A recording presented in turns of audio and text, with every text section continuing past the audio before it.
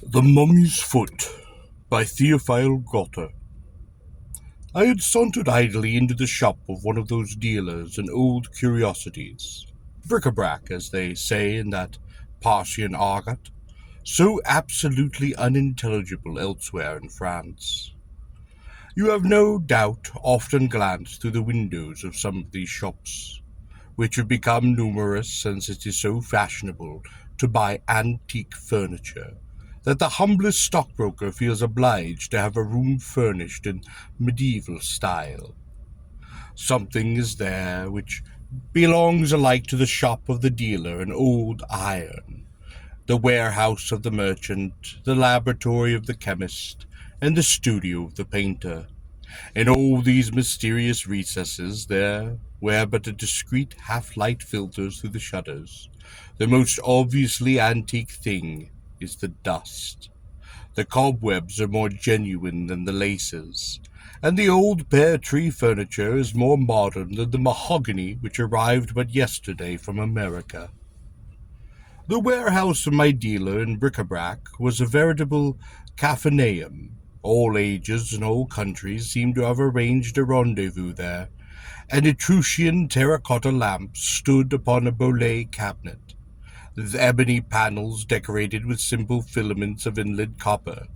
A duchess of the reign of Louis XV stretched nonchalantly her graceful feet under a massive Louis XIII table with heavy spiral oaken legs, carvings of intermingled flowers and grotesque figures. In a corner glittered the ornamented breastplate of a suit of Damascened armor of Milan. The shelves and floor were littered with porcelain cupids and nymphs, Chinese monkeys, vases of pale green enamel, cups of Dresden and old Seville. Upon the denticulated shelves of sideboards gleamed huge Japanese plaques, with red and blue designs outlined in gold.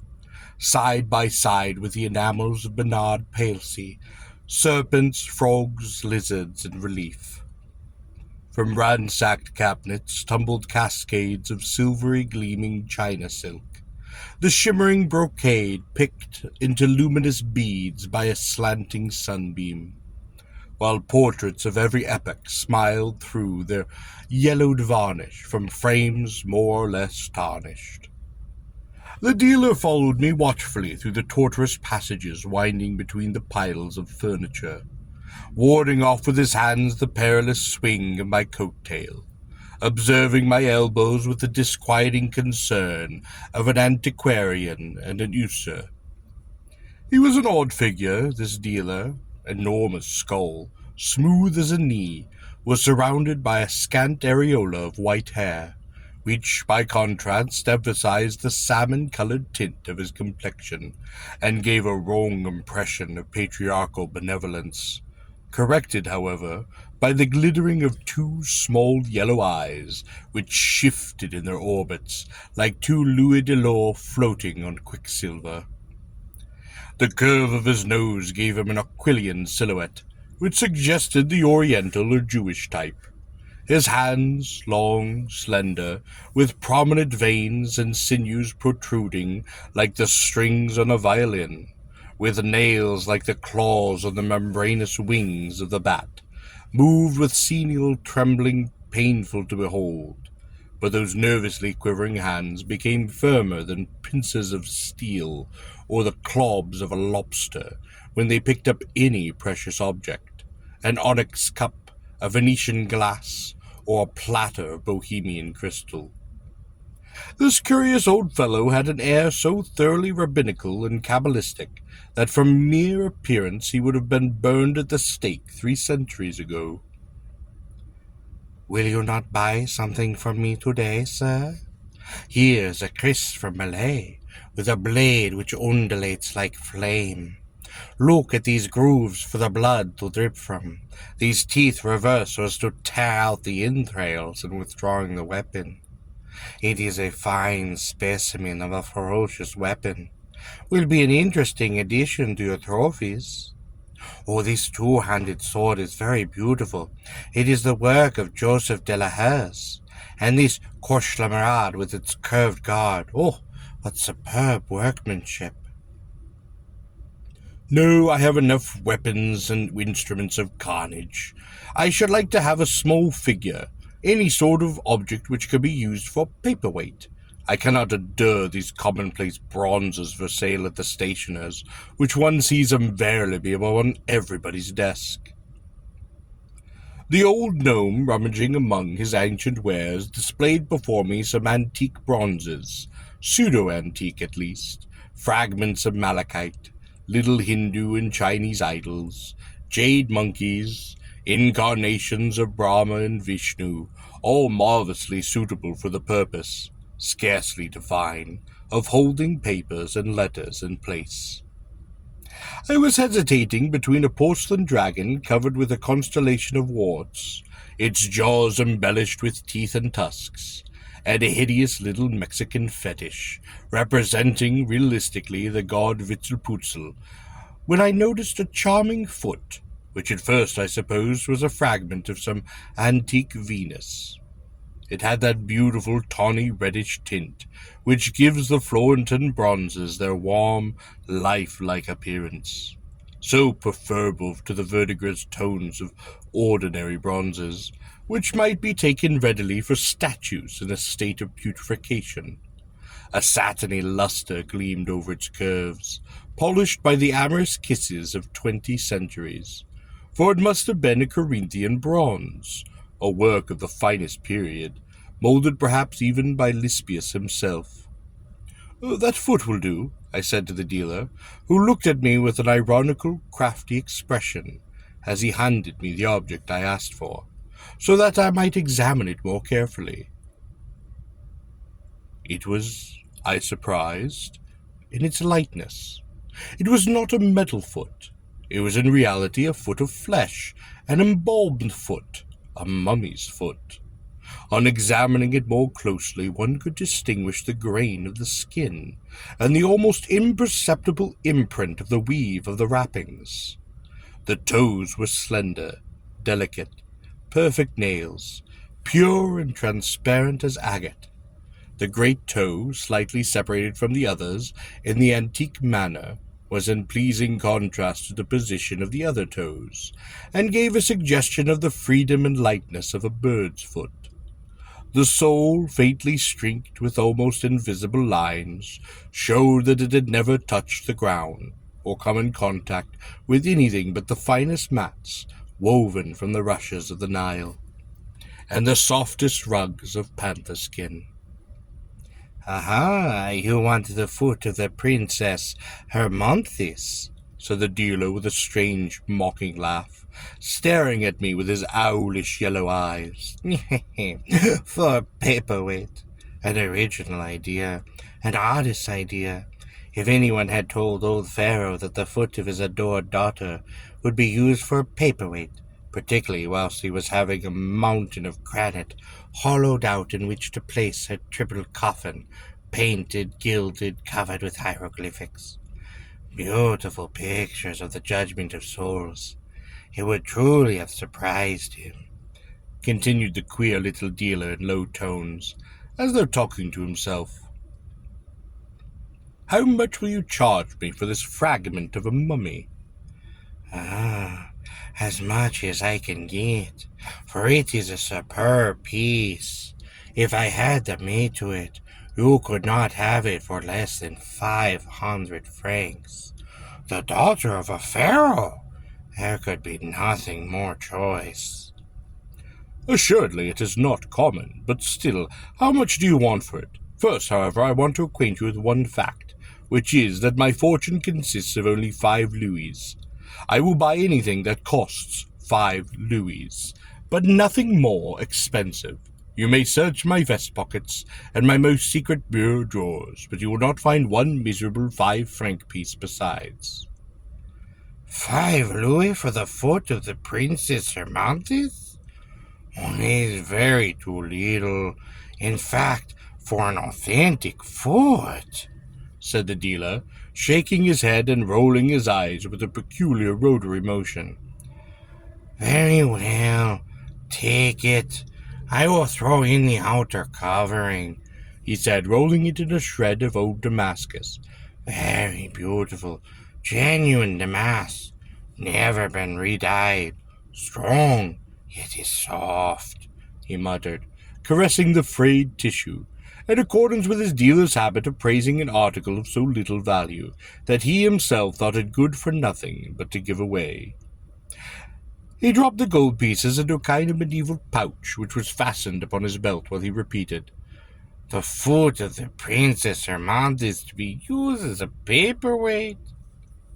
Then, fastening upon me his phosphorescent pupils, he said in a voice strident as the wails of a cat, which was just swallowed a fishbone, "Old Pharaoh will not be pleased. He loved his daughter, that dear man." You speak of him as though you were his contemporary. No matter how old you may be, you do not date back to the pyramids of Egypt, I answered laughingly from the threshold of the shop. I then returned home, delighted with my purchase. To make use of it at once, I placed the foot of the exalted Princess Hermonthis upon a stack of papers, sketches of verses, undecipherable mosaics of crossed-out words, unfinished articles, and forgotten letters, posted in the desk drawer, a mistake often made by absent-minded people. The effect was pleasing, bizarre, and slightly romantic. Highly delighted with this decoration, I went down into the street and took a walk with all the importance and pride proper to a man who was the inexpressible advantage over the passer-by he elbows, of possessing a fragment of the Princess Hermonthis, daughter of the Pharaoh. I thought people who did not possess, like myself, a paperweight so genuinely Egyptian were objects of ridicule, and it seemed to me the proper business of the sensible man to have a mummy's foot upon his desk. Happily, an encounter with several friends distracted me from my raptures over my recent acquisition, and I went to dinner with them, for it would have been hard for me to dine alone. When I returned at night, with my brain somewhat muddled by the effects of a few glasses of wine, a vague whiff of oriental perfume tickled delicately my olfactory nerves. The heat of the room had warmed the natron, the bitumen, and the myrrh in which the parasites who embalmed the dead had bathed the body of the princess. It was a delicate yet penetrating perfume, which 4,000 years had not been able to dissipate. The dream of Egypt was for the eternal. Its odors have the solidarity of granite, and lasts as long. In short time I drank full draughts from the black cup of sleep. For an hour or two all remained in obscurity. Oblivion and nothingness submerged me in their sombering waves. Nevertheless, the haziness of my perceptions gradually cleared away. Dreams began to brush me lightly in their silent flight. The eyes of my soul opened, and I saw my room as it was in reality.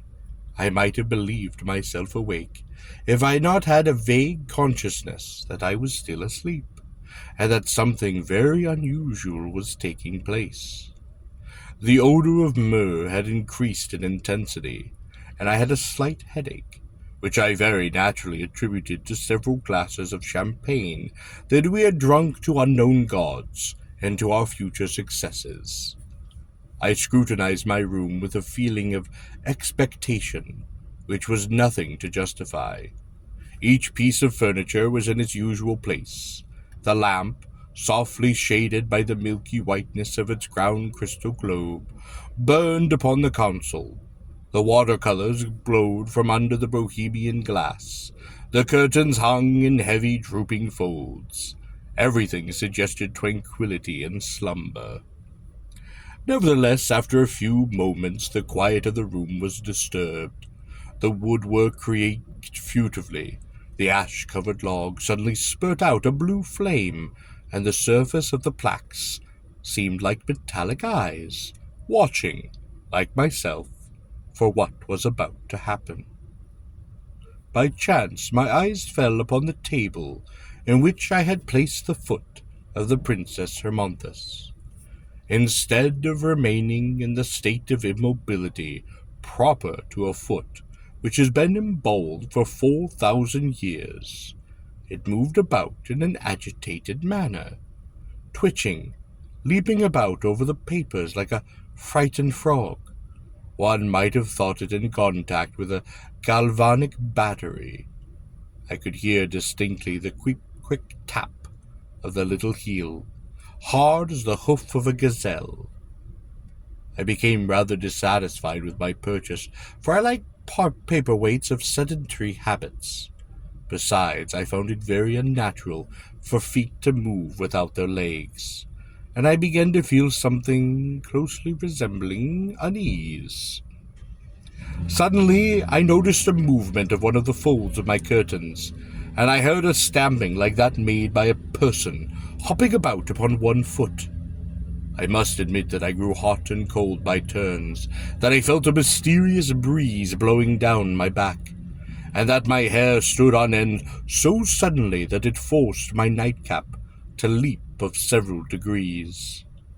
The curtains partially opened. I saw the strangest figure possible advancing. It was a young girl, as coffee-colored as a Mani, the dancer, and of a perfect beauty of the purest Egyptian type. She had slanting almond-shaped eyes, eyebrows so black that they appeared blue. Her nose was finely chiseled, almost Grecian in its delicacy. She might have been taken for a Corinthian statue of bronze, had not for prominent cheekbones, and rather African fullness of her lips indicated without doubt the hieroglyphic race with which dwelt in the banks of the Nile. Her arms were thin and spindle-shaped, like those of very young girls. They were encircled with a kind of metal ornament and bracelets of glass beads. Her hair was twisted into little cords, and upon her breasts hung a green paste idol, identified by her whip of 7 lashes as Isis, the guide of the souls. A golden ornament shone upon her forehead, and slight traces of rouge were visible upon the coppery tints of her cheeks. As for her costume, it was quite odd.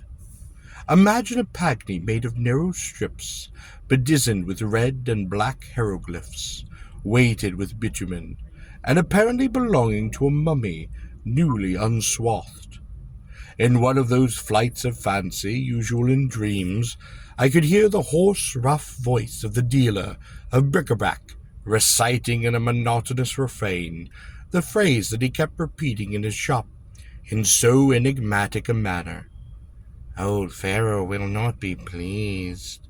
He loved his daughter very much, that dear man." One peculiar detail, which was hardly reassuring, was that the apparition had but 1 foot. The other was broken off at the ankle. She approached the table where the mummy's foot was fidgeting and tossed about with redoubled energy. She leaned against the edge, and I saw her eyes fill with pearly tears. Although she did not speak, I fully understood her feelings. She looked at the foot, for it was in truth her own, with an expression of coquettish sadness, which was extremely charming. But the foot kept jumping and running about as though it were moved by springs of steel. 2 or 3 times she stretched out her hand to grasp it, but did not succeed. Then begun between the Princess Hermonthis and her foot, which seemed to be endowed with an individuality of its own, a bizarre dialogue, in an ancient Coptic tongue, such as might have been spoken 30 centuries before, among the sphinxes of the land of Seir. Unfortunately, that night I understood Coptic perfectly. The Princess Hermonthis said in a tone, a voice sweet and tremendous as the tones of the crystal bell, "My dear foot, you always flee from me, yet I took the best care of you. I bathed you with perfumed water, a basin of alabaster. I rubbed your heel with pumice stone, mixed with oil of palm. Your nails were cut with golden scissors, and polished with a hippopotamus's tooth. I was careful to select for you painted and embroidered tapis, with turned-up toes, which were the envy of all the young girls of Egypt. Upon your great toe, you wore rings representing the sacred scarab. You supported one of the lightest bodies that could be desired by such a lazy foot. The foot answered in a pouting, regretful voice. You know well that I no longer belong to myself. I have been bought and paid for. The old dealer knew what he was about. He bears you a grudge for having refused to marry him. This is a trick he has played on you. The Arab forced upon your royal tomb in the subterranean pits of the necropolis of Thebes was sent there by him. He wanted to prevent you from attending the reunion of the Shades in the cities of the lower world. Have you 5 pieces of gold in which to ransom me? Alas, no. My jewels, my rings, my purse of gold, and silver have all been stolen from me, answered the Princess Hermonthis with a sigh. Princess, I then cried out, I have never kept possession of anyone's foot unjustly. Even though you have not the 5 louis which it cost me, I will return it to you gladly. I should be wretched were I the cause of the lameness of so charming a person as the Princess Hermonthis. I delivered this discourse in a courtly troubadour-like manner, which must have astonished the beautiful Egyptian. She looked at me with an expression of deepest gratitude, and her eyes brightened with bluish lights. She took her foot, which this time submitted, and like a woman about to put on her broodkin, she adjusted it to her leg with great dexterity. This operation finished, she took a few steps about the room, as though to assure herself that she was in reality no longer lame. Ah, how happy my father will be, he who was so wretched because of my mutilation, he who from the day of my birth set a whole nation to work to hollow out a tomb so deep he might preserve me intact until that supreme last day, when souls must be weighed in the scales of Amenti. Come with me to my father. He will be happy to receive you, for you have given me back my foot. I found this proposition quite natural, and I decked myself out in a dressing gown of a huge sprawling design, which gave me an extremely Pharaohesque appearance, and I hurriedly put upon a pair of Turkish slippers, and told the Princess Hermonthis that I was ready to follow her. Before setting out, Hermonthis detached from her necklace the little green paste image, and placed it upon the scattered tables which screwed the table. It is no more than right, she said smilingly, that I should replace your paperweight. She gave me her hand, which was soft and cool as the skin of a serpent, and we departed. For a time we sped with the rapidity of an arrow, through a misty expanse of space, in which almost indistinguishable silhouettes slashed by us, upon the right and upon the left. For an instant we saw nothing but sea and sky. A few minutes later, towering obelisks, pillars, sloping outlines of the Sphinx, all were designed against the horizon. We had arrived. The princess conducted me to the site of a mountain. It was created of red granite, in which there was an aperture so low and narrow that it had not been marked by 2 monoliths covered with bizarre carvings. It would have been difficult to distinguish from the fissures of the rock. Hermonthis lighted a torch and led the way. The corridors were hewn through the living rock, the walls with panels covered with hieroglyphics and representations of allegorical processions must have been the work of thousands of hands. For thousands of years, the corridors of an interminable length under the square rooms. It ended in the middle of which pits had been constructed, to which we descended by means of crampons, or spiral staircases. These pits led us into other rooms, from which opened out other corridors, embellished in the same bizarre manner, with sparrowhawks, serpents coiled in circles, the symbolic tau, pedum, and bars, prodigious works which no living eye should ever see, interminable legends in granite, which only the dead throughout eternity have the time to read. At last we reached a hall so vast, so boundless, so immeasurable, that its limits could not be discerned. As far as the eye could see, extended files of gigantic columns, between which sparkled the livid stars of yellow light. These glittering points of light revealed the incalculable depths beyond. The Princess Hermanthis, still holding my hand, greeted graciously the mummies of her acquaintance. My eyes gradually became accustomed to the shadowy twilight, and I began to distinguish the objects around me. I saw seated upon their thrones the kings of the subterranean races, they that were dignified old personages, dried up, shriveled, wrinkled like parchment, and blackened with naphtha and bitumen. On their heads they wore puissants of gold, and their breastplates and gorgets scintillated with precious stones. Their eyes had the fixedness of the Sphinx, and their long beards were whitened by the snows of centuries. Behind them stood their emboldened subjects, in the rigid and constrained postures of Egyptian art, preserving eternally the attitudes prescribed by the heretic code. Behind the subjects, the cats, ibexes, and crocodiles, contemporary with them, rendered still more monstrous by their wrappings. They mewed, beat their wings, and opened and closed their huge jaws in foolish grimaces. All the pharaohs were there, Chops, Sephrins, Sarmaticus, Sesotri, Amenhotep, all the dark-skinned rulers of the country of the pyramids, and the royal scepters on a still higher platform sat enthroned the kings Kronos and Zithroth, who were contemporary with the deluge, and Tubal Khan, who preceded it. The beard of King Zithroth had grown to such lengths that it had already wound itself 7 times around the granite table against which he leaned. He was lost in reverie, as though in slumber.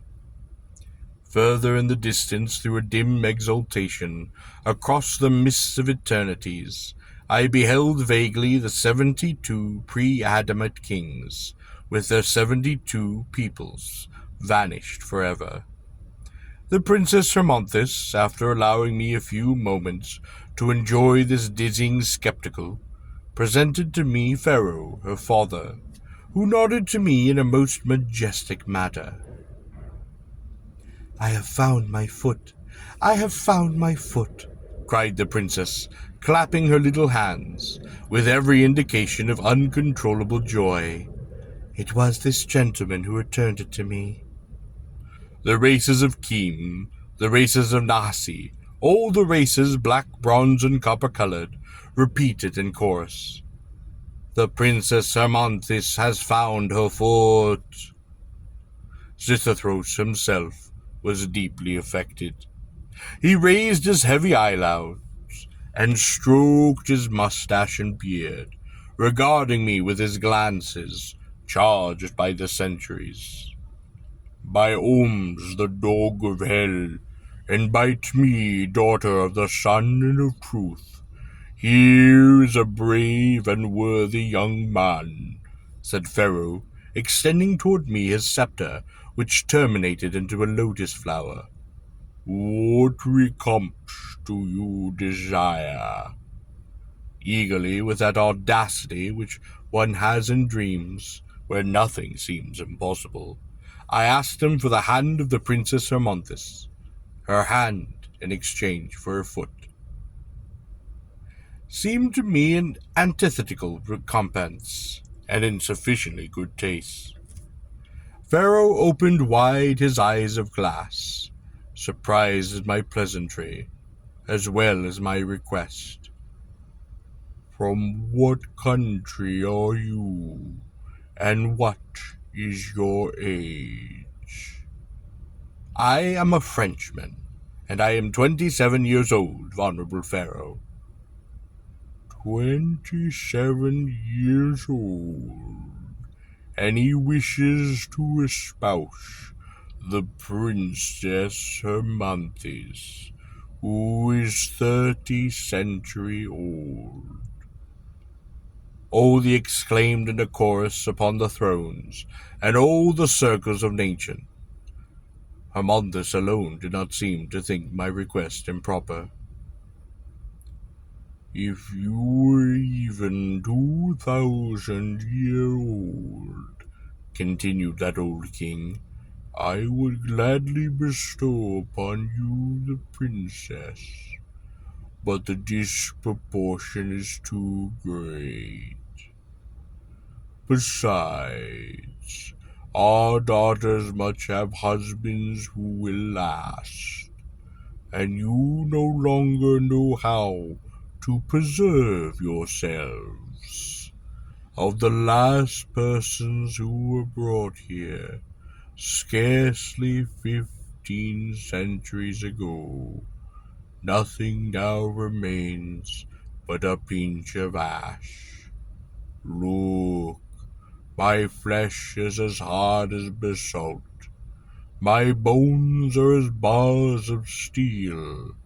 I shall be present upon the last day with the body and features I had in life. My daughter Hermonthis will last longer than a statue of bronze. But at that time the winds will have dissipated the last grains of your dust, and Isis herself, who knew how to recover the fragments of Osiris, would hardly be able to recompose your being.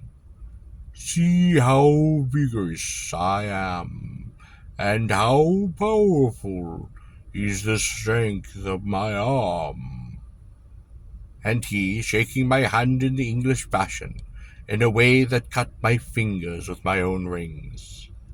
His grasp was so strong that I awoke, and discovered my friend Alfred, who was pulling me by the arm and shaking me to make me get up. "Oh, see here, you maddened sleeper! Must I have you dragged into the middle of the street, have fireworks put off close to your ear in order to waken you? It is afternoon. Don't you remember that you promised to call for me and take me to see the Spanish pictures of Mr. Aguda?" "Good heavens, I forgot all about it," I answered, dressing hurriedly. "We can go there at once. I have the permit here upon my table." I crossed over to get it. Imagine my astonishment when I saw not a mummy's foot that I had bought the evening before, but a little green paste image left in its place by the Princess Hermonthis.